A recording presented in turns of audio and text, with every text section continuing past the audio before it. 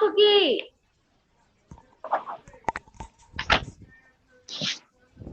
মানুষ। সোমা মানে মানুষ, এটা কই পাইলেন? সোমাটিক, সোমা আপনাদের আমি কতবার পড়াইছি এই পর্যন্ত? অনেকবার অনেকবার সোমা শব্দটা আসছে। ম্যাম সোমা মানে সেল বডি। Very good. তাহলে সোমা মানে সেল বডি। তাহলে এক্সোসোমাটিক মানে কি? একটা নিউরনের এক্সন এবং আরেকটা নিউরনের সেল বডি, এদের মধ্যে যে জাংশনটা হয় সেটাকে বলা হয় এক্সোসোমাটিক। ক্লিয়ার? জি ম্যাম। আচ্ছা, তারপরে আসেন এক্সোডেনড্রাইটিক। এক্সোডেনড্রাইটিক মানে কি? আপনারা বলেন এক্সোডেনড্রাইটিক তাহলে কি? এক্সন আর ম্যাম ডেনড্রাইট। একটা এক্সন আর একটা হচ্ছে ডেনড্রাইট থাকবে। Very good. তাহলে একটা এক্সন আর একটা ডেনড্রাইটের মধ্যে যে ইয়াটা হবে সেটা হচ্ছে এক্সোডেনড্রাইটিক। এক্সোনিক তার মানে দুইটা নিউরনের এক্সনের মধ্যে যে জাংশনটা সেটা হচ্ছে এক্সোনিক। তাহলে এটা গেল আমার অ্যানাটমিক্যাল ক্লাসিফিকেশন। এরপরে আসেন ফিজিওলজিক্যাল ক্লাসিফিকেশন। ফিজিওলজিক্যাল ক্লাসিফিকেশনের মধ্যে কি আছে? ফিজিওলজিক্যাল ক্লাসিফিকেশনের মধ্যে আছে হচ্ছে মানে কি কি কেমন করে সিনাপসটা ট্রান্সমিট হয় বা সিনাপসটাতে কি ট্রান্সমিট হয় সেটা অনুযায়ী কেমিক্যাল সিনাপস এবং ইলেকট্রিক্যাল সিনাপস, এই দুটো হচ্ছে টাইপস, কেমিক্যাল এবং ইলেকট্রিক্যাল। কেমিক্যাল মানে বোঝা যাচ্ছে কেমিক্যাল হচ্ছে যেই সিনাপসে কেমিক্যাল রিলিজ হবে, সে কেমিক্যাল জিনিসটা কি? কেমিক্যালটা হচ্ছে নিউরোট্রান্সমিটার। তাহলে যেই সিনাপসে নিউরোট্রান্সমিটার রিলিজ হবে সেটা হচ্ছে কেমিক্যাল সিনাপস। আর ইলেকট্রিক্যাল সিনাপস মানে হচ্ছে যেই সিনাপসে ইম্পালসটা ট্রান্সমিট হবে ফ্লুইড চ্যানেল ওপেনের মাধ্যমে, মানে ইলেকট্রিক্যাল চ্যানেলগুলা সোডিয়াম পটাশিয়াম এই চ্যানেলগুলা ওপেনের মাধ্যমে যেই সিনাপসটা ইম্পালস ট্রান্সমিট করবে সেটাকে বলে ইলেকট্রিক্যাল সিনাপস। আর যেই সিনাপসটা কেমিক্যাল রিলিজের মাধ্যমে ইম্পালস ট্রান্সমিট করবে সেটা কেমিক্যাল সিনাপস। এই কেমিক্যালটার নাম কি? নিউরোট্রান্সমিটার। ক্লিয়ার?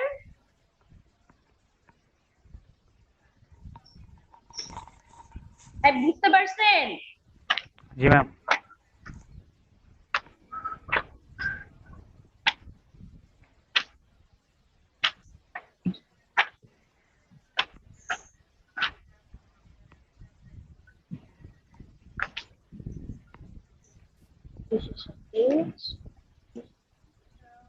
আচ্ছা ঠিক আছে। তারপরে দেখেন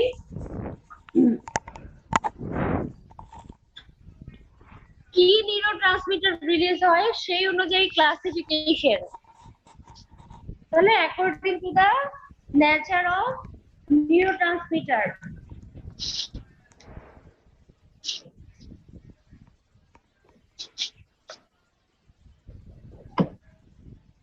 আচ্ছা এটার মধ্যে কি আছে? এটার মধ্যে আছে হচ্ছে কোলিনার্জিক এবং অ্যাড্রিনার্জিক সিনাপস। কোলিনার্জিক সিনাপস মানে কি? যেই সিনাপসটা অ্যাসিটাইল কোলিন রিলিজ করবে। আর অ্যাড্রিনার্জিক মানে যে নরএপিনেফ্রিন এবং এপিনেফ্রিন রিলিজ করবে, মানে অ্যাড্রিনালিন অথবা নরঅ্যাড্রিনালিন একই কথা। এপিনেফ্রিন মানে অ্যাড্রিনালিন আর নরএপিনেফ্রিন মানে নরঅ্যাড্রিনালিন। তাহলে এটা যারা রিলিজ করবে এই নিউরোট্রান্সমিটার তারা হচ্ছে অ্যাড্রিনার্জিক সিনাপস, আর যারা অ্যাসিটাইল কোলিন রিলিজ করবে তারা হচ্ছে কোলিনার্জিক সিনাপস। বুঝতে পারছেন? এরপরে হচ্ছে আপনার সিনাপসের বৈশিষ্ট্যগুলা কি কি? সিনাপসের বৈশিষ্ট্যগুলোর মধ্যে দেখেন এই সিনাপসের বৈশিষ্ট্যগুলোর কি বর্ণনা আসছে? দেখেন তো ডেসক্রিপশন আসছে কিনা পরীক্ষাতে আপনাদের? জি ম্যাম। জি ম্যাম, ডিসকাস করতে বলছে প্রপার্টিজ গুলো। আচ্ছা প্রপার্টিজ গুলো ডিসকাস করতে বলছে, তাহলে একটু বড় হবে। আচ্ছা, তাহলে দেখেন বৈশিষ্ট্যগুলো কি কি।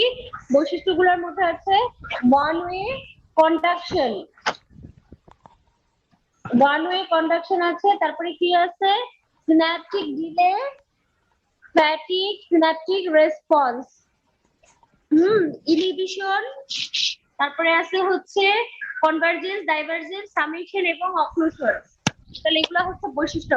এখন এই বৈশিষ্ট্যগুলোর বর্ণনা দেখেন, বর্ণনাগুলোতে কি বলছে, বর্ণনাগুলো হচ্ছে ওয়ান ওয়ে কন্ডাকশন মানে কি, ওয়ান ওয়ে কন্ডাকশন মানে হচ্ছে ইম্পালসটা, সিনাপস ইম্পালস সব সময় একই দিকে ক্যারি করবে। এই পার্সেন্টেজ দিছেন? জি ম্যাম। ম্যাম আচ্ছা ঠিক আছে, তাহলে হচ্ছে এরা সবসময় একই দিকে ইম্পালস ক্যারি করবে। প্রি সিনাপটিক নিউরন থেকে ইম্পালস সবসময় পোস্ট সিনাপটিক নিউরনের দিকে যাবে। প্রি সিনাপটিক মানে কি, যেখানে সিনাপস তৈরি হয়েছে তার আগে নিউরনটা প্রি সিনাপটিক, আর পোস্ট সিনাপটিক নিউরন মানে তার পরের নিউরনটা। তাহলে প্রি সিনাপটিক থেকে পোস্ট সিনাপটিক দিকে অলওয়েজ ইম্পালস ক্যারি করবে। আচ্ছা, এরপরে সিনাপটিক ডিলে। সিন্যাপটিক ডিলে মানে কি, তার মানে একটা সময় লাগে, একটা ডিলে হয়। তাহলে এই ডিলেটা কেন হয়, এই ডিলেটা কেন হয় হচ্ছে ইম্পালসটাকে সিনাপস ক্রস করার জন্য যে সময়টা লাগে এটা কি বলা হয় সিন্যাপটিক ডিলে। তাহলে ইম্পালসটার সিনাপস ক্রস করার জন্য যতটুকু সময় লাগবে এটাই হচ্ছে সিন্যাপটিক ডিলে। কেন হয় এই সিন্যাপটিক ডিলেটা, দেখেন নিউরোট্রান্সমিটার রিলিজের জন্য একটা ডিলে হয়, তারপরে নিউরোট্রান্সমিটারটা পাস করার জন্য একটা ডিলে হয়, পোস্ট সিন্যাপটিক মেমব্রেনের সাথে নিউরোট্রান্সমিটারটা বাইন্ড করার জন্য একটা ডিলে হয়, পোস্ট সিন্যাপটিক মেমব্রেনে একটা রিসেপ্টর থাকে, ওই রিসেপ্টরের সাথে আগে নিউরোট্রান্সমিটার বাইন্ড করতে হয়, তাহলে বাইন্ড করতে একটু সময় লাগে, এবং বাইন্ড করার পরে কি হয় পোস্ট সিন্যাপটিক মেমব্রেনে এই নিউরোট্রান্সমিটারটা অ্যাকশন পটেনশিয়াল তৈরি করে, এবং অ্যাকশন পটেনশিয়াল তৈরির মাধ্যমে সে নার্ভ ইম্পালসটাকে ট্রান্সমিট করে। তাহলে এই কারণগুলোর কারণে ডিলে হচ্ছে, সিন্যাপটিক ডিলে হচ্ছে। ফ্যাটিক, নামে বুঝতে পারতেছেন ফ্যাটিক তো আপনারা জানেনই, ফ্যাটিক মানে কি টায়ার্ড হয়ে যাওয়া। তাহলে আপনি যদি একদম একটা সিনাপসকে কন্টিনিউয়াসলি রিপিটেডলি র্যাপিডলি আপনি বারবার স্টিমুলেশন দিচ্ছেন, দিলে কি হবে ওখানকার ইম্পালসের কন্ডাকশন পাওয়ারটা কমে যাবে, কমে গেলে ওইখানকার সিনাপসটা দুর্বল হয়ে যাবে, ফ্যাটিক হয়ে যাবে। এটা কি বলা হয় ফ্যাটিক, এই বৈশিষ্ট্যটাই হচ্ছে ফ্যাটিক। আচ্ছা ম্যাম কেন আরেকবার একটু হবে বলবেন? বলছি, আপনি যদি একটা সিনাপসকে কন্টিনিউয়াসলি স্টিমুলেশন দিতে থাকেন, একই জায়গায় বারবার বারবার স্টিমুলেশন দিচ্ছেন, র‍্যাপিডলি স্টিমুলেশন দিচ্ছেন, তখন কি হবে, তখন ওই ইম্পালসটা আর কন্ডাক্ট করতে পারবে না, ও কাজ করতে করতে টায়ার্ড হয়ে যাবে, ও কন্ডাকশন ক্ষমতা কমে যাবে, এটাকেই বলা হয় ফ্যাটিক। বুঝতে পারছেন? জি ম্যাডাম। আচ্ছা, এখন ফ্যাটিক কেন হবে, ওই একই কথা যে নিউরোট্রান্সমিটার যে সাবস্টেন্স গুলো আছে ওই নিউরোট্রান্সমিটার গুলো এক্সস্টেড হয়ে যাবে, আপনি বারবার বারবার করতে করতে ও টায়ার্ড হয়ে যাবে কাজ করতে করতে, এবং রিসেপ্টরের সাথে হচ্ছে নিউরোট্রান্সমিটার বারবার বাইন্ড করতেছে, ও রিসেপ্টরের বাইন্ডিং ক্যাপাসিটি কমে যাবে, বারবার বাইন্ড করতে করতে রিসেপ্টরের বাইন্ডিং ক্যাপাসিটিও কমে যাবে, এই কারণে ফ্যাটিক হবে। বুঝলেন? জি ম্যাম। আচ্ছা, এরপরে যেটা দেখেন যে সিন্যাপটিক রেসপন্স। এখন সিন্যাপটিক রেসপন্সটা কি জিনিস, সিন্যাপটিক রেসপন্স মানে হচ্ছে আপনার সিন্যাপস, তো আপনি অনেক ধরনের স্টিমুলেশন দিচ্ছেন ইম্পালসে, এখন একই ধরনের স্টিমুলেশনে আপনার সব সময় যে সিমিলার রেসপন্স করবে এরকমটা নাও হতে পারে, সিমিলার রেসপন্সও করতে পারবে অথবা ডিসিমিলার রেসপন্সও করতে পারবে। আচ্ছা, এখন একটা নিউরন কি করে, আপনার অনেকগুলি ইম্পালস তো আপনি দিচ্ছেন, সিনাপসের মাধ্যমে অনেকগুলি ইম্পালস দিচ্ছেন, তখন ওই নিউরন কি করবে প্রত্যেকটা ইম্পালসকে সে রিসিভ করবে, রিসিভ করে তাদের মধ্যে একটা সমন্বয় করবে, ইন্টিগ্রেশন করবে, এবং করার পরে তারপরে সে একটা ফাইনালি একটা ইম্পালস ডিসচার্জ করবে।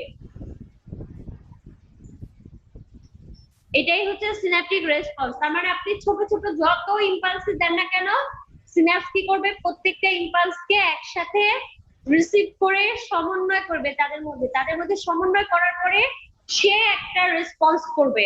এটাই হচ্ছে সিনাপটিক রেসপন্স। ক্লিয়ার?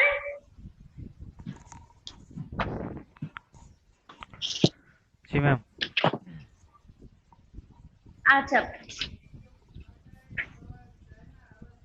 তারপরে দেখেন ইনহিবিশন। ইনহিবিশন মানে কি? ইনহিবিশন মানে হচ্ছে এটা একটা প্রসেস, যে প্রসেসে হচ্ছে কি করবে বলতে, দেখেন with either prevent the onset of activity in a structure. তার মানে কোনো অ্যাক্টিভিটি করতেই দিবে না। ইনহিবিট মানে কি? বন্ধ করা।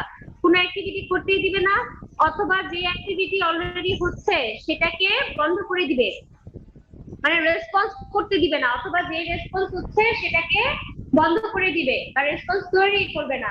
কখন এটা হতে পারে বলেন তো, আপনারা বলেন। তার কাজই তো রেসপন্স করা, কিন্তু সে রেসপন্স করবে না, বা যেটা রেসপন্স হচ্ছে সেটাকে বন্ধ করে দিবে। কখন করতে পারে বলেন দেখি?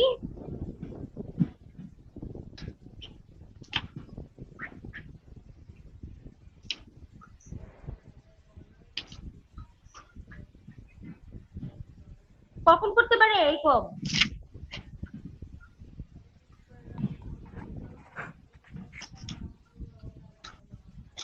ওমা, কিছুই বলে না। কথা কি শুনতেছেন? জি ম্যাম।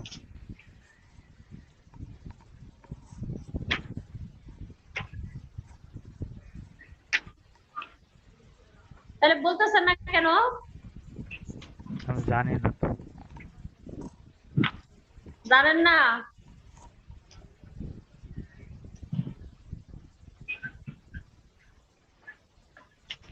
হাইরে, নেগেটিভ ফিডব্যাক মেকানিজম এতবার করে এখন বলতেছেন জানেন না। নেগেটিভ ফিডব্যাক মেকানিজমে যখন আমার অলরেডি ইম্পালস বেশি হয়ে গেছে, রেসপন্স বেশি করে ফেলছে আমি অলরেডি, এখন আমার আর রেসপন্স করার দরকার নাই, তখনও যদি রেসপন্স করে ওই কাজ তো অনন্তকাল চলতে থাকবে, তা তখন আর রেসপন্স করা যাবে? তখন নেগেটিভ ফিডব্যাক মেকানিজম যে রেসপন্সটাকে বন্ধ করে দিবে। এটাই হচ্ছে ইনহিবিশন। বুঝতে পারছেন? জি ম্যাম। জি ম্যাম। আচ্ছা, তারপরে দেখেন আর কি বলছে, সামেশন একটা আছে। সামেশন মানে কি? সামেশন মানে হচ্ছে যখন আপনি স্টিমুলেশন দিবেন বাইরে থেকে, কিন্তু আপনার স্টিমুলেশনটা ম্যাক্সিমাম না, সাব মিনিমাম স্টিমুলেশন। তাহলে মিনিমাম স্টিমুলেশন কিন্তু অনেকগুলি স্টিমুলেশন দিচ্ছেন এট এ টাইম, অনেকগুলো স্টিমুলেশন দিচ্ছেন, তখন কি করবে? তখন হচ্ছে ও সবগুলি আপনার স্টিমুলেশন একসাথে নিয়ে একটা রেসপন্স তৈরি করবে। যেহেতু একটা সিঙ্গেল রেসপন্সে ওই স্টিমুলেট করতে পারতেছে না, কারণ সিঙ্গেল রেসপন্সটা এত বেশি না যে করার মতো, তখনও কি করবে? সবগুলিকে একসাথে করে একটা রেসপন্স তৈরি করবে। এটাকে বলে সামেশন। ক্লিয়ার? জি ম্যাম। আচ্ছা, তারপরে দেখেন,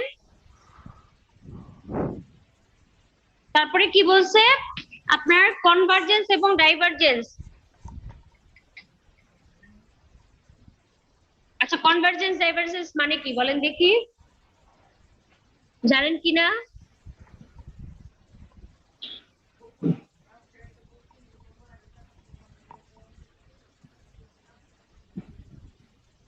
কনভার্জেন্স ডাইভারজেন্স মানে জানেন?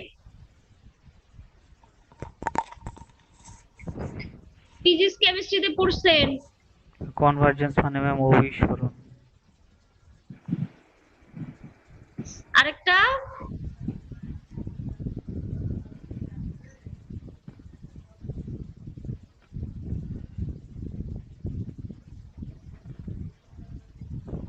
কি ডাইভারজেন্স কি? অপসারণ। হ্যাঁ, এবার আমাকে বুঝাই বলেন। ঠিক আছে, তারপর বুঝাই বলেন একটু।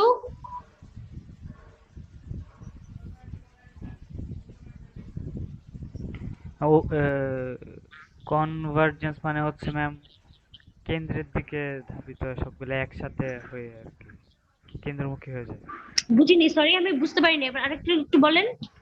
কনভার্জেন্স হচ্ছে কেন্দ্রমুখী হয়ে যায় আর কি, কেন্দ্রে চলে যায় সব, এক কেন্দ্রমুখী, কেন্দ্রের দিকে আহ, আগায় আর কি।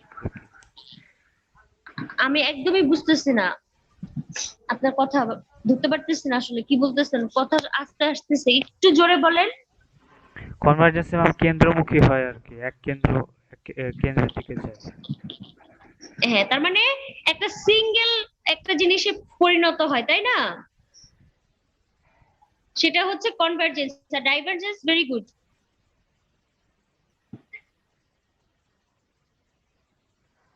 তাহলে ডাইভারজেন্স উল্টা,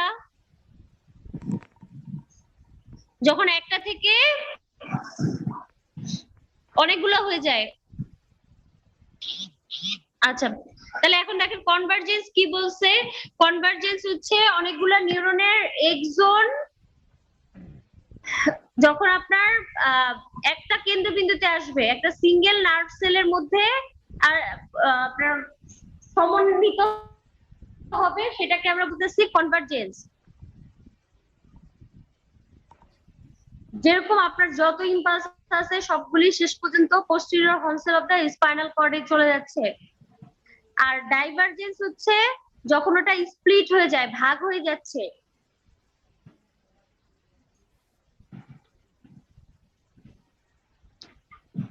সেটা হচ্ছে ডাইভারজেন্স। আর কনভার্জেন্স হচ্ছে যখন একটা কেন্দ্র বিন্দুতে যে মিলিত হচ্ছে। আচ্ছা, তারপরে আর কি আছে? আরেকটা আছে অক্লুশন বৈশিষ্ট্য।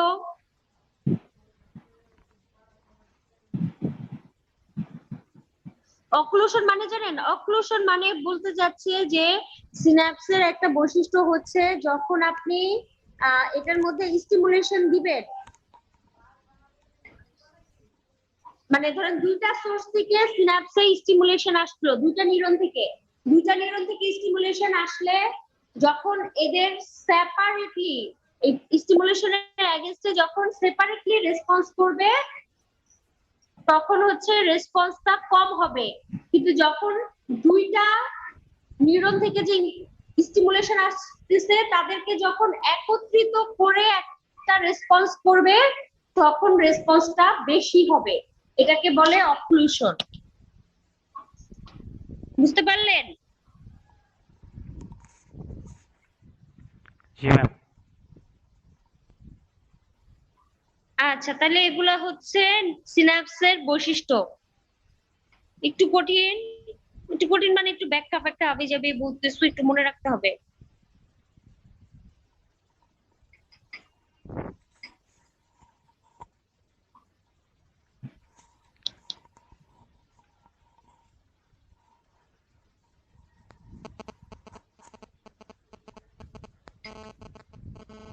আচ্ছা, তারপরে এখন দেখেন হচ্ছে সিনাপসের ফাংশন কি।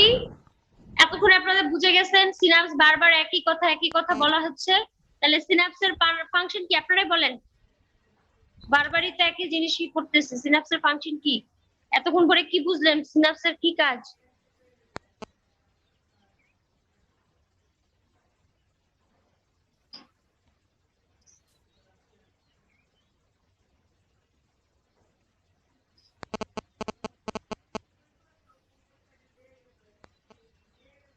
Ma'am, transmission of impulse. Very good. তাহলে এটা অন্তত বোঝার কথা যে ইম্পালস ট্রান্সমিট করবে। তাহলে সিনাপসের কাজ হচ্ছে ইম্পালস। Integrate করবে, integration of impulse. হ্যাঁ, তাহলে ইম্পালসটাকে এক জায়গা থেকে আরেক জায়গায় নিয়ে যাবে, অনেকগুলি ইম্পালসের মধ্যে একটা সমন্বয় করবে, ইন্টিগ্রেশন করবে। তারপরে হচ্ছে নিউরাল চেইনের মধ্যে, নিউরনের যে চেইন থাকে সেই চেইনের মধ্যে কানেকশন করবে, একটা নিউরনের সাথে আরেকটা নিউরনকে কানেকশন করবে। এবং নিউরনের যে অ্যাক্টিভিটি, নিউরাল অ্যাক্টিভিটিটাকে মডুলেট করবে। তাহলে নিউরাল অ্যাক্টিভিটিটাকে মডুলেট করবে। মডুলেট মানে কি? মানে মডিফাই করবে বা কন্ট্রোল করবে, সোজা কথা। নিউরাল অ্যাক্টিভিটিটাকে সে কন্ট্রোল করবে। এবং রিফ্লেক্স আর্ক, রিফ্লেক্স আর্ক মানে হচ্ছে একটা রিফ্লেক্স তৈরি করার জন্য যে পাথওয়েটা, সম্পূর্ণ পাথওয়েটাকে বলা হয় রিফ্লেক্স আর্ক। যেমন আপনার ফার্স্টে একটা মশা কামড় দিতে হবে, একটা পেইন আপনার ব্রেনে যাবে, পেইনটা, তারপরে আপনি কাজ করবেন, মশাটাকে মারবেন, তাহলে এই যে পুরো পাথওয়েটা, এটা হচ্ছে রিফ্লেক্স আর্ক। তাহলে রিফ্লেক্স আর্কের পাথওয়েতে সিনাপসও লাগবে, কারণ সিনাপস না থাকলে তো একটা নিউরন দিয়ে যে সে বন্ধ হয়ে যাবে, আর সামনে আগাতে পারবে না। তাহলে সামনে আগানোর জন্য তাকে অবশ্যই সিনাপস লাগবে। তাহলে এগুলা হচ্ছে সিনাপসের ফাংশন। ক্লিয়ার? জি ম্যাম। আচ্ছা, এরপরে দেখেন ছবিটা, দেখেন সিনাপসের।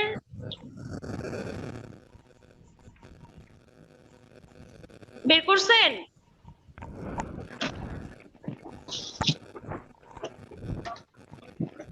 জি ম্যাম। ম্যাম সিনাপসের চিত্রটা কি আঁকাতে হবে আমাদের?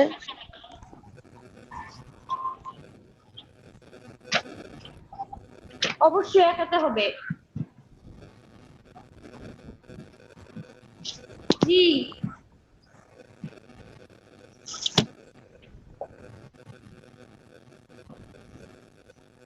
এটা শিখতে হবে। এটা তো একদম ছোট নরমাল একটা ছবি, ইজি ছবি, তাই না?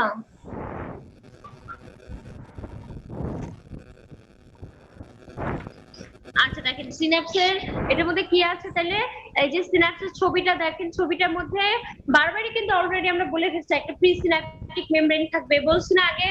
একটা পোস্ট সিনাপটিক মেমব্রেন থাকবে, পোস্ট সিনাপটিক মেমব্রেনের গায়ে রিসেপ্টর থাকবে নিউরোট্রান্সমিটারের জন্য। প্রি সিনাপটিক মেমব্রেন থেকে নিউরোট্রান্সমিটার বের হবে। এই নিউরোট্রান্সমিটার গুলা যখন কাজ করবে, তখন যে পোস্ট সিনাপটিক মেমব্রেনের গায়ে, রিসেপ্টরের গায়ে বাইন্ড করবে। আর যখন তার কাজ করার দরকার হবে না, তখন সে কি করবে? প্রিসিনাপটিক মেমব্রেনে জমা থাকবে, স্টোর হবে। স্টোরটা হয় কোথায়? ট্রান্সমিটার ভ্যাসিকলে, ভ্যাসিকল। তাহলে স্টোর হবে কোথায়? ট্রান্সমিটার ভ্যাসিকল বা সিনাপটিক ভ্যাসিকল, যাই বলেন। তাহলে নিউরোট্রান্সমিটার জমা হবে সিনাপটিক ভ্যাসিকলে। এছাড়া কি আছে? প্রিসিনাপটিক মেমব্রেনে মাইটোকন্ড্রিয়া থাকবে। আর প্রিসিনাপটিক এবং পোস্টসিনাপটিক মেমব্রেনের মাঝখানের যে ফাঁকাটা, গ্যাপটা, এই গ্যাপটাকে বলে সিনাপটিক ক্লেফট বা সিনাপটিক গ্যাপ। এই সিনাপটিক ক্লেফট বা সিনাপটিক গ্যাপেই নিউরোট্রান্সমিটারটা বের হয়, রিলিজ হয়। ক্লিয়ার? জি ম্যাম। আচ্ছা, তাহলে কিন্তু কম্পোনেন্ট শেষ, আমাদের সিনাপস শেষ। শেষ তো?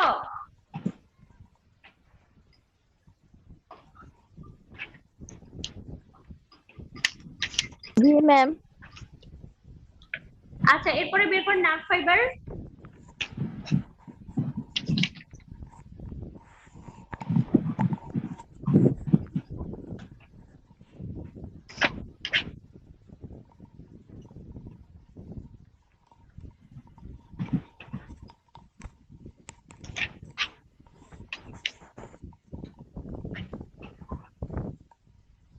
নার্ভ ফাইবারটা আগে মনে হয়।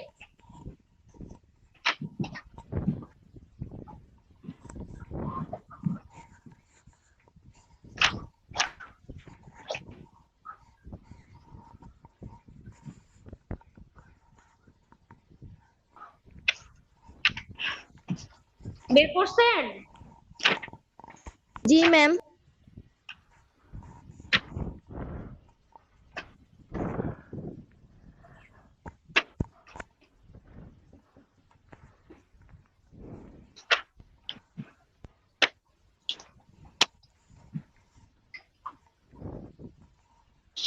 আচ্ছা, তাহলে দেখেন যে নার্ভ ফাইবার জিনিসটা কি। নার্ভ ফাইবার মানে হচ্ছে কিছুই না, এক্সন। এক্সনটাই হচ্ছে নার্ভ ফাইবার। নিউরনের যে এক্সনটা, সেটাকে আমরা বলবো নার্ভ ফাইবার।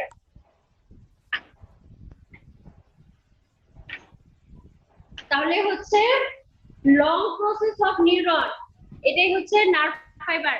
লং প্রসেস কোনটা, নিউরনের লং প্রসেস কোনটা আপনারা ছবিতেও জানেন তাই না, এক্সন লং না, তাহলে এক্সনটাই হচ্ছে নার্ভ ফাইবার।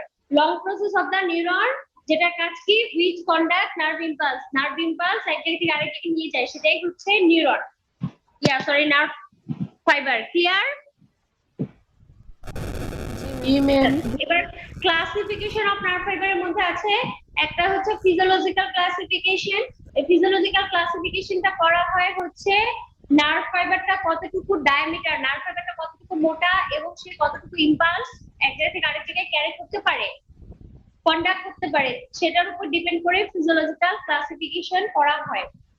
এটার মধ্যে আছে A fibre, B fibre, C fibre. A fibre সবচেয়ে মোটা এবং সবচেয়ে বেশি ইম্পালস ক্যারি করে, তারপর বি ফাইবার, তারপর সি ফাইবার।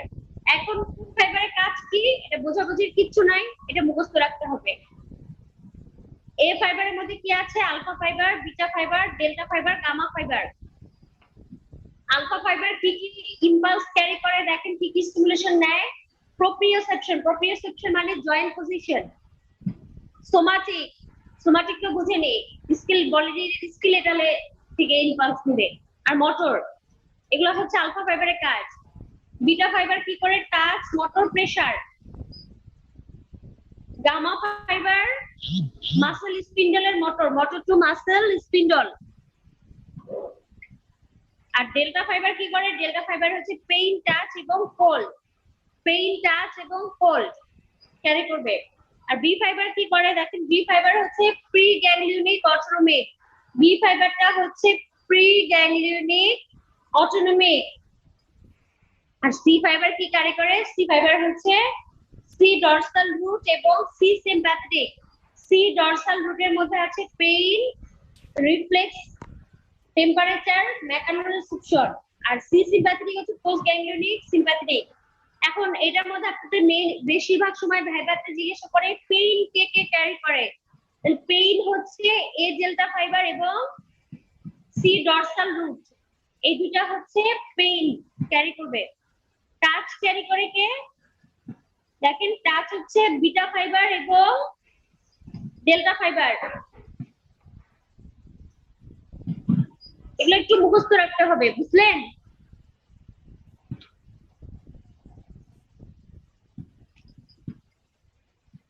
আমার কথা শুনতেছেন? জি ম্যাম। আচ্ছা, তারপরে ফাংশনাল ক্লাসিফিকেশন কাজ অনুযায়ী মোটর আর হচ্ছে সেন্সরি। মোটর ইম্পালস ক্যারি করলে মোটর, সেন্সরি করলে সেন্সরি। মোটরের আরেকটা নাম আমরা জানি efferent, sensory afferent.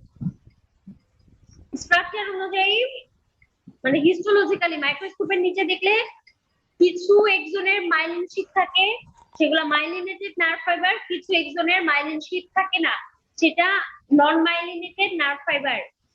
Developmental classification মানে কোথা থেকে তৈরি হয়েছে, এমব্রায়োলজিক্যালি জন্মের আগে কোথায় তৈরি হয়েছে সেই অনুযায়ী সোমাটিক, অটোনমিক। কেমিক্যাল ক্লাসিফিকেশন কি নিউরোট্রান্সমিটার রিলিজ করে সেই অনুযায়ী অ্যাড্রেনার্জিক এবং কোলিনার্জিক। অ্যাড্রেনার্জিক মানে আমরা জানি অ্যাড্রেনালিন, নরঅ্যাড্রেনালিন। কোলিনার্জিক মানে অ্যাসিটাইলকোলিন। আর সোর্স অফ অরিজিন কোথেকে শুরু হয়েছে সেই অনুযায়ী ক্রেনিয়াল এবং স্পাইনাল। তাহলে এই হচ্ছে নার্ভের ক্লাসিফিকেশন, নার্ভ ফাইবারের। নার্ভ ফাইবারের বৈশিষ্ট্যের মধ্যে আছে excitability, conductivity, all or none law, refractory period, summation, adaptation, accommodation, indefatigability. এখন আমাকে বলেন নার্ভ ফাইবারের বৈশিষ্ট্যগুলোর বর্ণনা আসছে কিনা পরীক্ষায়? No ma'am. বর্ণনা আসে নাই না? Mention its properties. বুঝি নাই, সরি। Mention its properties. আচ্ছা, তার মানে শুধু নাম, কোনো বর্ণনা আসে নাই পরীক্ষায়। তাহলে এগুলাই তো না। তারপর আমি একটু বলে যাই, হ্যাঁ একবার করে একটু বলে যাই। যেমন এক্সাইটেবিলিটি নামে বোঝা যাচ্ছে বাইরে থেকে স্টিমুলেশন দিলে নার্ভ ফাইবারটা এক্সাইটেড হবে। কন্ডাক্টিবিলিটি, নার্ভ ফাইবার ইম্পালস এক জায়গা থেকে এক জায়গায় কন্ডাক্ট করবে, নিয়ে যাবে। অল অর নাল ল, যদি আপনি এডিকুয়েট স্টিমুলেশন দেন ম্যাক্সিমাম রেসপন্স করবে, স্টিমুলেশন এডিকুয়েট হবে না একেবারেই রেসপন্স করবে না। রিফ্র্যাক্টরি পিরিয়ড, যখন নার্ভ ফাইবারটা রেস্ট নেয়, রিলেটিভ এবং অ্যাবসলিউট। পুরোপুরি রেস্ট নিলে রিলেটিভ আর সরি অ্যাবসলিউট, আর যখন আপনার একটা নির্দিষ্ট সময় পর্যন্ত রেস্ট নিচ্ছে, নির্দিষ্ট স্টিমুলেশন পর্যন্ত, সেটা রিলেটিভ। সামেশন, যখন আপনি দুইটা সাব ম্যাক্সিমাম স্টিমুলেশন দিবেন তাদেরকে সে একসাথে করে সামেশন করে রেসপন্স করবে। অ্যাডাপ্টেশন, নার্ভ ফাইবার কুইকলি রেসপন্সের মানে স্টিমুলেশনের সাথে অ্যাডাপ্ট করে। নইলে কি হইতো, বাইরে যত রকমের স্টিমুলেশন হইতো নার্ভ ফাইবার সবকিছুতে এক্সাইটেড হয়ে যেত, কিন্তু সে যেহেতু অ্যাডাপ্ট করতে পারে এই কারণে সে অলওয়েজ এক্সাইটেড হয় না, সে বুঝে শুনে এক্সাইটেড হবে। অ্যাকোমোডেশন, অ্যাকোমোডেশন মানে হচ্ছে যখন আপনি অল্প অল্প করে রেসপন্স মানে স্টিমুলেশন দিতে থাকবেন, অল্প অল্প করে এক্সাইটেড করবে নার্ভ ফাইবারকে, সে একেবারে রেসপন্স করবে না।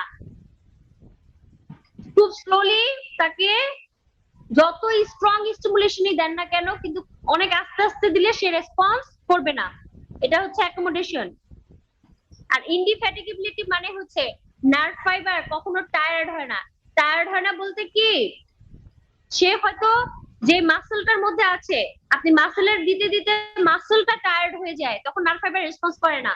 কিন্তু আপনি যদি এই নার্ভ ফাইবারটাকে ওই মাসেল থেকে সরায়ে অন্য কোনো মাসেলে দিয়ে দেন, তখন কিন্তু আবার নার্ভ ফাইবারটা ঠিকই কাজ করবে। তাহলে নার্ভ ফাইবার কখনো ফ্যাটিক হয় না, টায়ার্ড হয় না, এটাই হচ্ছে ইনডিফ্যাটিগেবিলিটি। তাহলে এগুলা হচ্ছে নার্ভ ফাইবারের বৈশিষ্ট্য। ক্লিয়ার? জি ম্যাম। আচ্ছা, তাহলে নেক্সট ক্লাসে আমরা বাকিগুলা পড়বো। আজকে এই পর্যন্তই। Okay ma'am.